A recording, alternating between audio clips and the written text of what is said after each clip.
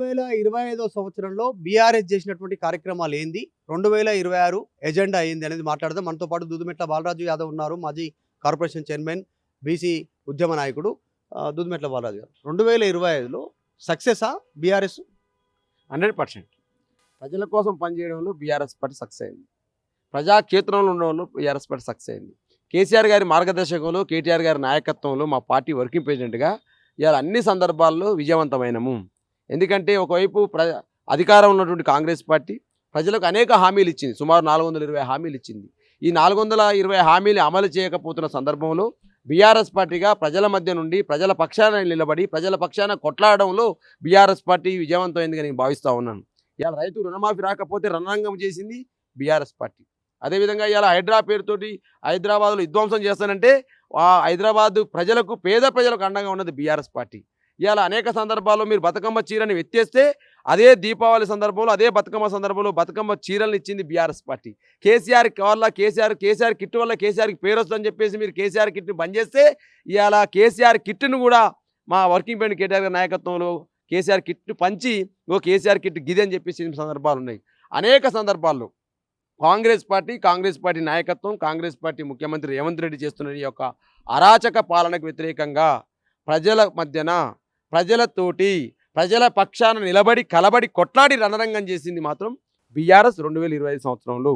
కాబట్టి ఇది 2025 ఖచ్చితంగా మంచి సంవత్సరంగా బీఆర్ఎస్ పార్టీకి భావిస్తూ ఉన్నాం. ఒక ప్రతిపక్ష పార్టీగా ఏ విధంగా ఉండాలి, ఎట్లా ప్రజలకు దగ్గర కావాలి, ఎట్లా ప్రజల ఆకాంక్ష నెరవేర్చాలనే అంశంలో బీఆర్ఎస్ పార్టీ మా పార్టీ నాయకత్వంలో, కేటీఆర్ నాయకత్వం సక్సెస్ అయిందని భావిస్తాం. 2025లో కొంచెం చేదు కూడా ఉన్నట్టుంది. ఉగాది రోజు చేదు ఎట్లుంటుందో అట్లా బీఆర్ఎస్కి కేసీఆర్ మీద సిబిఐ కేసు, హరీష్ రావు కేటీఆర్ మీద ఫోన్ ట్యాపింగ్, ఫార్ములా ఈ కేసులు, వివిధ విచారణలు.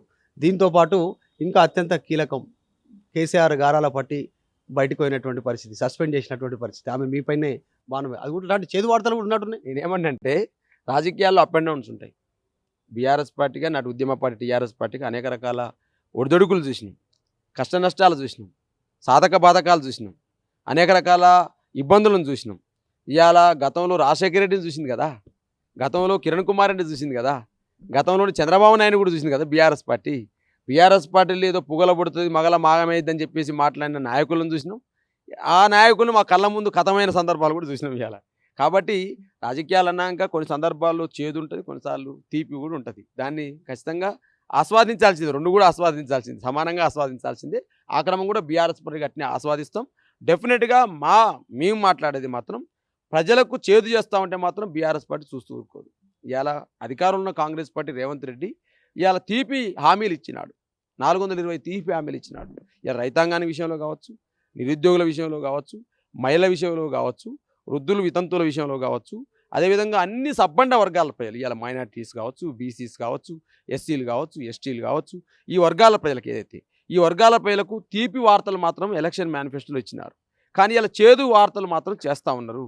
కాబట్టి ప్రజలకు చేదైతుంటే బీఆర్ఎస్ పార్టీ చూస్తూ ఊరుకోదు, డెఫినెట్గా యుద్ధమే చేస్తుంది. ఆ యుద్ధ క్షేత్రంలో మా పార్టీ వర్కింగ్ ప్రెసిడెంట్ గారు కేటీఆర్ గారు చాలా ముందున్నారు. ఆ కేటీఆర్ గారి యొక్క నాయకత్వంలో మా పార్టీ సైన్యం అంతా కూడా పనిచేస్తూ ఉంది. ఆ క్రమంలోనే మేము ఎక్కడ కూడా తగ్గలేయాలా. ఇలా అంటారుగా బీఆర్ఎస్ పార్టీ పని అయిపోయిందన్న వాళ్ళకు జూబ్లీహిల్స్ ఎలక్షన్ నిరూపించింది. వీళ్ళే ప్రత్యామ్నాయం తెలంగాణలో, వీళ్ళే ప్రతిపక్షం అని చెప్పి జూబ్లీ ప్రజలు ఓట్లేసినారు కదా. మాకు ఏదైతే పార్లమెంట్ ఎలక్షన్స్లో మొత్తం జూబ్లీహిల్స్ ఎలక్షన్లో మీకు 16,000 వచ్చినాయి, 18,000 వచ్చినాయి అంటే జూబ్లీహిల్స్ యొక్క బైపోల్ ఎలక్షన్లో మాకు 74,000 ఓట్లు వచ్చినాయి. అంటే జూబ్లీహిల్స్ ప్రజలు సర్పంచ్ ఎలక్షన్స్ వచ్చింది నిన్నగాక మొన్న. సుమారు 12,000 గ్రామ పంచాయతీలలో ఎలక్షన్ జరిగితే సుమారు 4,000 పైచులకు గ్రామ పంచాయతీలలో ఇలా కాంగ్రెస్ పార్టీతో 50% ఓట్లు సీట్లను గెలవగలిగినాం కదా. అంటే ఇలా సర్పంచ్ ఎలక్షన్స్ మాకు తీపి కబురు. జూబ్లీహిల్స్ ఎలక్షన్లో ప్రత్యామ్నాయమైన ప్రతిపక్షమైన బీఆర్ఎస్ పార్టీని ప్రజలు నమ్మడం మాకు తీపి కబురు. డెఫినెట్గా ఇదే స్ఫూర్తితో ముందుకు కదులుతాం. డెఫినెట్గా ఇలా కాంగ్రెస్ పార్టీ చేస్తున్నటువంటి అరాచక పాలన ఏదైతే ఉందో, రేవంత్ రెడ్డి అనే నియంత, రేవంత్ రెడ్డి అనే నీరో చక్రవర్తి అంటున్నాను. ఎందుకంటే ఈ నీరో చక్రవర్తి ఏంటంటే తుగ్లక్ పాలన అంటారు దీన్ని.